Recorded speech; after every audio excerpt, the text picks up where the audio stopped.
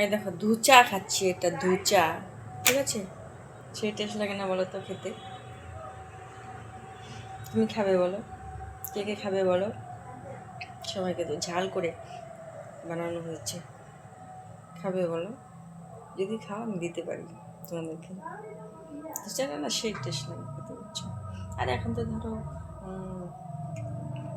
ঠান্ডা পড়ে গেছে, ঠান্ডার মধ্যে না একটু এসব খেতে ভালো লাগে।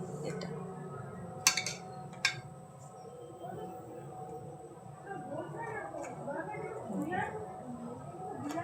এটা আমি এখান থেকে ছিঁড়ে নিয়েছি, অল্প ছিঁড়েছি খাওয়ার জন্য।